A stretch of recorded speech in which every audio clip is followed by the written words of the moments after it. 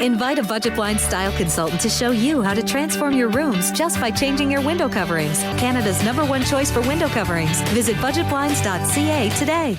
And Moses joins us on our desk for a first look at sports. Now, it was a hot day on the track in Onion Lake, but not even the temperatures could have slowed down Ray Mitsui. He was unbelievable this past week, capturing the show title on Saturday. Mitsui back at it after his old tricks on Championship Sunday for the Dash for Cash. $25,000 was up for grabs for this one. And the show champ, Mitsui on barrel 1, runner-up Lane Bremner on 2. The North Battle for champion Chris Molly coming from barrel 3. And rounding out the Dash, BJ Carey, who grabbed the 4th and final spot.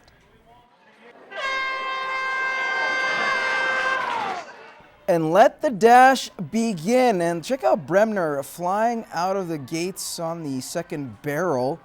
He'll take the slight lead going into the first turn, but Mitsui does have the inside rail and takes advantage of a slight, and I mean slight lead going into the back stretch, but Mitsui would slowly pull away with a horse length lead over Bremner. And as they would go down the final stretch, it's going to be a Mitsui who will turn on the horsepower, leaving the other drivers in the dust, capturing the show and Dash for Cash crown with a time of 1:16.68, taking home a cool 25 grand in prize money. Now, Bremner would capture second after Molly's 2 second in penalties. Carey finished 4th. Now back to the winner, Chief, as he heads to the Calgary Stampede.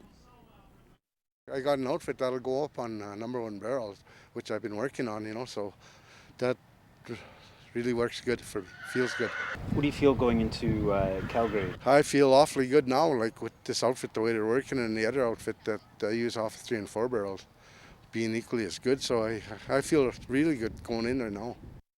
Now, the border battle between the Edmonton Oil Kings and the Saskatoon Blades has reached new heights today. The Oil Kings have had a wonderful run, wonderful history, and they've had their Memorial Cup, and now it's our turn. So I think you can see the tide turning, and we're just doing a wonderful job rebuilding in Saskatoon. Clearly, Steve is passionate, but I guess I would have to ask how many Memorial Cup banners are hanging in the arena that he plays in. We have 3, so I'm just saying. Some fighting words by both sides as they set to do battle on Sunday, September the 6th at 6 p.m. at the Civic Center. Now, the reason behind the event wasn't just the proximity of both teams from the border city, but the passionate fan base. This town is just hockey crazy. And for us to bring WHL hockey and really pack this place, there's going to be 2,000 people hanging from the rafters, making lots of noise. Show me another WHL market that can do that in the preseason. You cruise down the Yellowhead in each direction, and you meet on the border and have a whole lot of fun. And it's just a wonderful cause to leave some money behind in the community.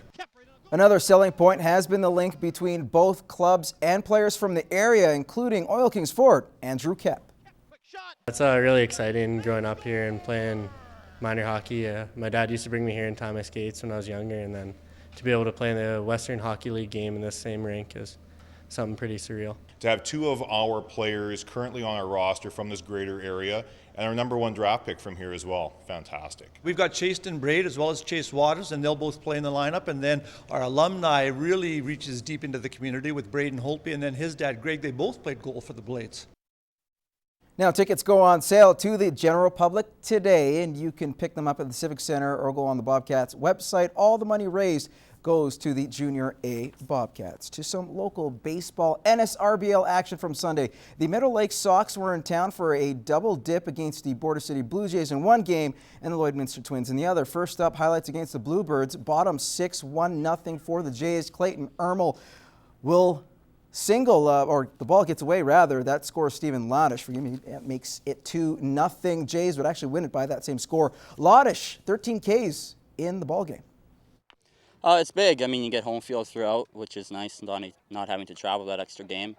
I know this group, now that we clinched first, we're not gonna sit back. We're never satisfied until we're holding that trophy at the end. So.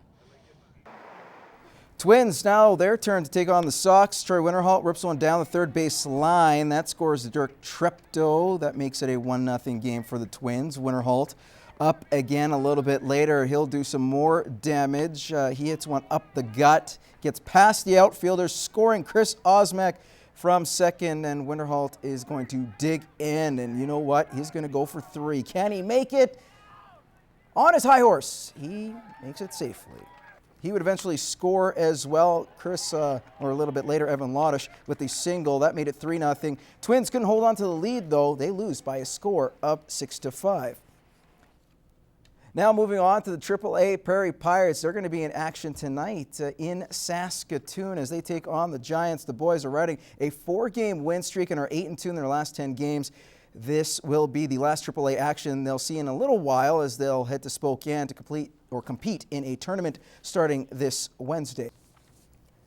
Now, what a week for highlight reel catches in baseball. And if you haven't seen them, don't worry, we got it for you. From Josh Donaldson to Kevin Pillar to the dad who snags the ball while simultaneously feeding a baby, here are your Newcap plays of the week. Foul ground.